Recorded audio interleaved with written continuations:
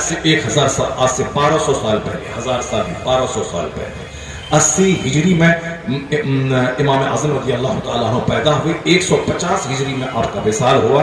دنیا کے آج سب سے زیادہ فالوور امام اعظم ابو حنیفہ کے دنیا میں حنفی ہے، وہ امام اعظم رضی اللہ تعالیٰ عنہ نے تاریخ طے کی اور مناظرہ کا وقت طے ہوا۔ ہزار، اس زمانے میں جتنے لوگ آ سکتے تھے سب جمع ہوئے۔ ادھر دہریہ جو کہتا تھا کوئی خدا نہیں ہے، دنیا خود سے بنی ہے، وہ دہریہ آیا ہوا تھا۔ امام اعظم جان بوجھ کے آپ نے آنے میں ڈیلے کیا، ایک حکمت تھی، آپ کے آنے میں دیری ہوئی۔ اب یہ دہریہ چلا چلا کے گلا پھاڑ پھاڑ کے پانی پی پی کے کہنے لگا، دیکھو تمہارا امام نہیں آ رہا ہے، دیکھو تمہارا امام نہیں آئے گا، کوئی دلیل ہی اس کے پاس نہیں ہے، وہ کیا بتا پائے گا۔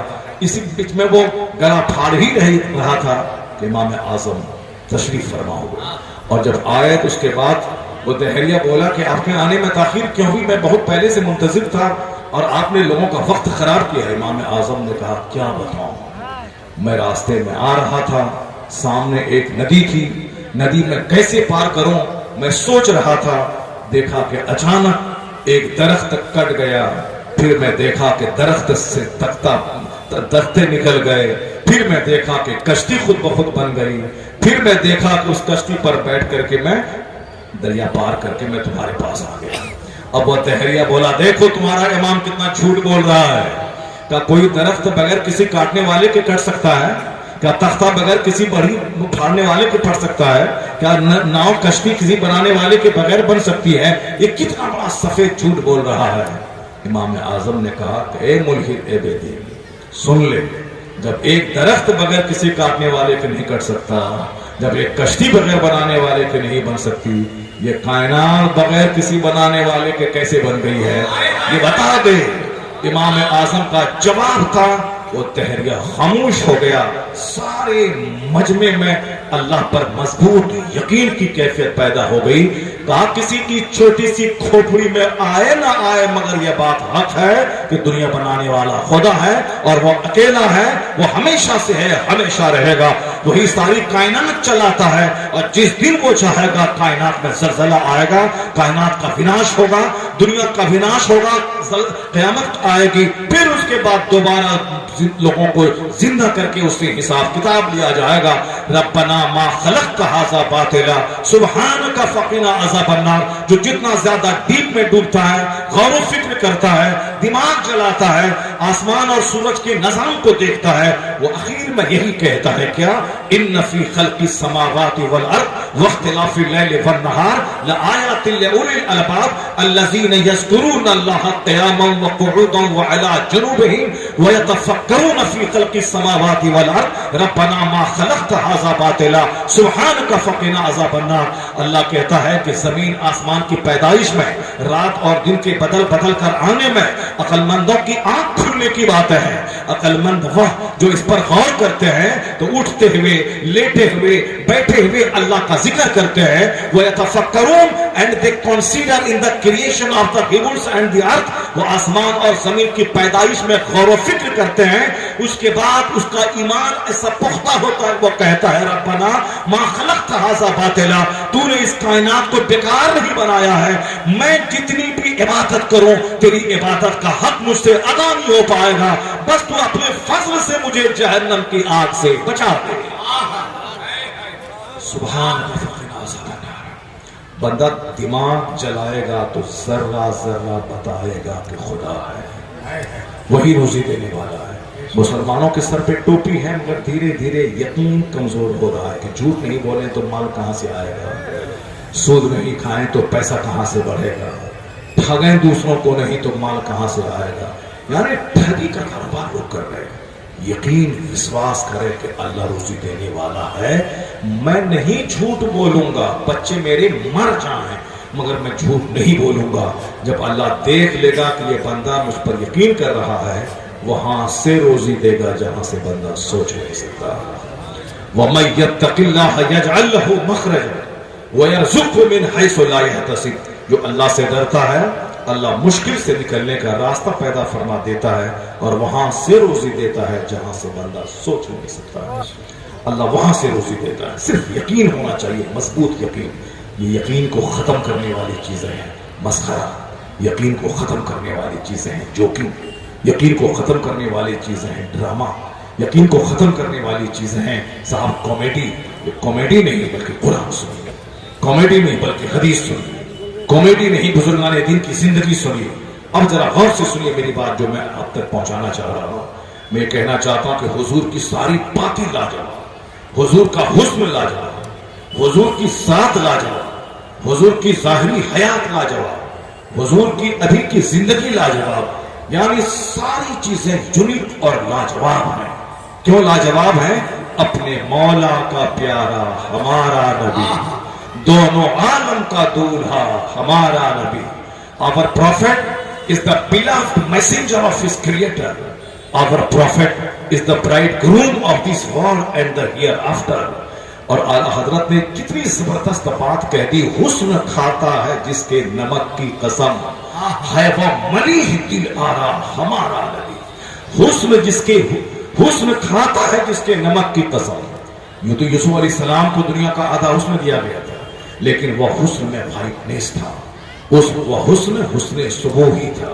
اور عقائد علیہ السلام کا حسن یہ حسن ہے جو ملاحت لیے ہوا تھا, جس میں نمکینیت تھی, اور اس حسن میں کشش ہی کچھ اور ہوتی ہے. تو اعلیٰ حضرت کہتے ہیں حسن کھاتا ہے جس کے نمک کی قسم, ہے وہ ملیح دل آرا ہمارا نبی. Our prophet had such a beautiful complexion. The beauty itself takes an oath by his attraction. اعلیٰ حضرت کے اس کلام کی جو جان ہے, جو مصرع سب کو معلوم ہے, بچے بچے کی زبان پہ ہے. کون دیتا ہے دینے کو منہ چاہیے, دینے والا ہے سچا ہمارا نبی. سارے لوگ مل کے پڑھیے, کون دیتا ہے دینے کو منہ چاہیے, دینے والا ہے سچا ہمارا نبی.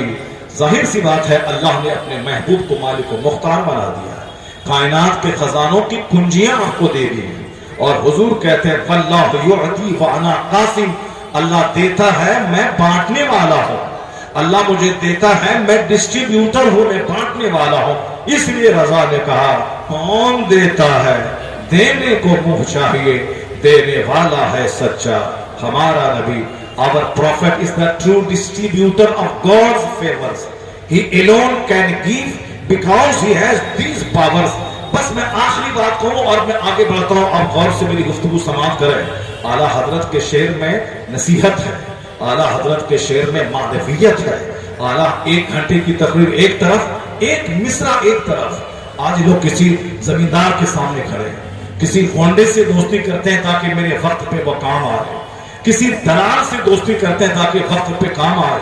اور بنگال میں پولیٹکس اس قدر, سیاست اس قدر گہری ہو چکی ہے کہ پڑھا لکھا آدمی بھی کسی نہ کسی پارٹی سے جڑا رہنا چاہتا ہے تاکہ مجھ پر جب سنکٹ پڑے کہ میری پارٹی کا ورکر مجھ کو کام آئے.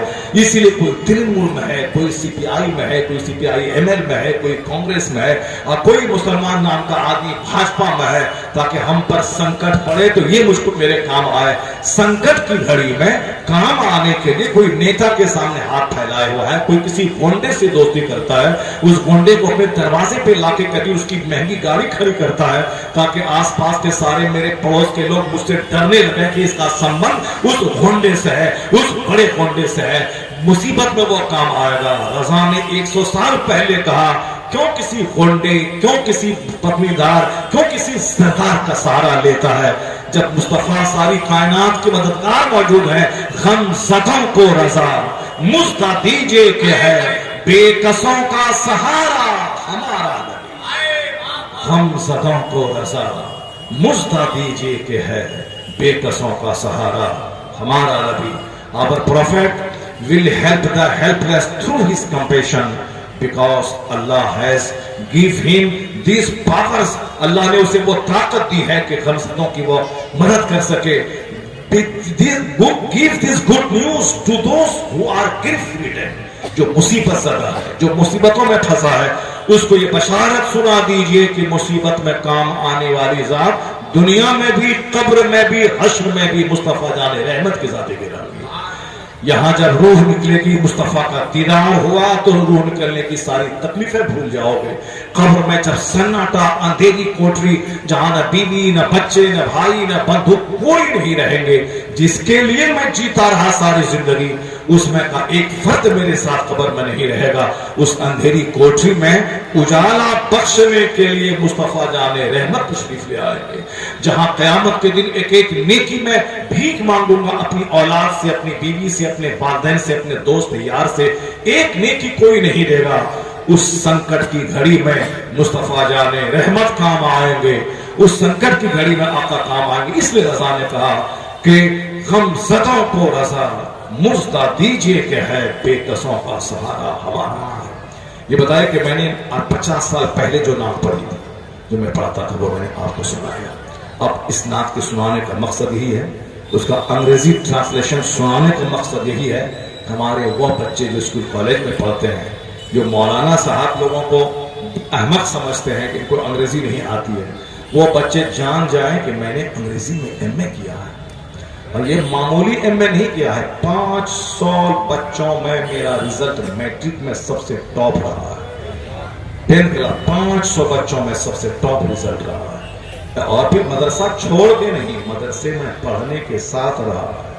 جب ڈاکٹر منموہن سنگھ سکھ کا بچہ، وہ جب اسکول کالج میں داڑھی کے ساتھ پڑھ سکتے ہیں، پگڑی پہن کے پڑھ سکتے ہیں، اور پھر ریزرو بینک کے گورنر سے لے کے پردھان منتری کے پد تک پہنچ سکتے ہیں، اب اگر میرا بچہ یہ بولے کہ داڑھی رکھیں گے تو ڈیولپ نہیں کر پائیں گے، داڑھی رکھیں گے تو ترقی نہیں کر پائیں گے، ٹوپی پہنیں گے تو ترقی نہیں کر پائیں گے، جو اسلامی لباس پہنیں گے تو ڈیولپ نہیں کر پائیں گے، مولانا صاحب ڈیولپ کرنا ہے تو داڑھی کو چھوڑنا ہوگا، ڈیولپ کرنا ہے تو ٹوپی اور پگڑی کو چھوڑنا ہوگا، میری بیٹی کہے کہ ڈیولپ کرنا ہے تو اسے حجاب اور نقاب کو چھوڑنا ہوگا۔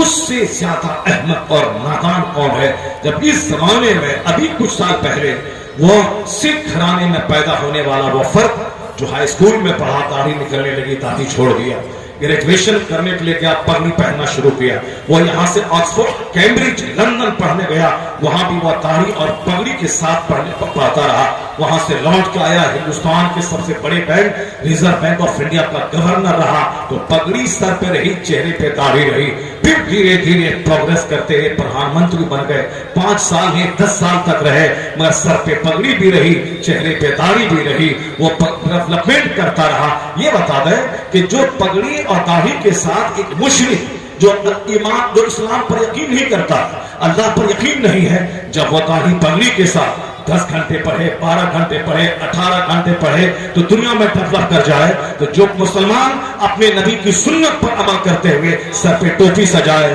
چہرے پہ داڑھی رکھے، پھر وہ 18 گھنٹے محنت کرے، 16 گھنٹے پڑھے، 12 گھنٹے پڑھے، 10 گھنٹے پڑھے، میں تو کہتا ہوں ان کے پاس محنت ہے مگر مصطفیٰ کی رحمت نہیں ہے، ان کے پاس محنت ہے۔ اگر تمہارے پاس جو مصطفیٰ کی عطا ہے، مصطفیٰ کی رحمت ہے، اگر تیرے پاس محنت بھی آ جائے تو ایک طرف سے محنت جائے گی، دوسری طرف سے رحمت آئے گی، کامیابی سب سے پہلے قدم چومے گی۔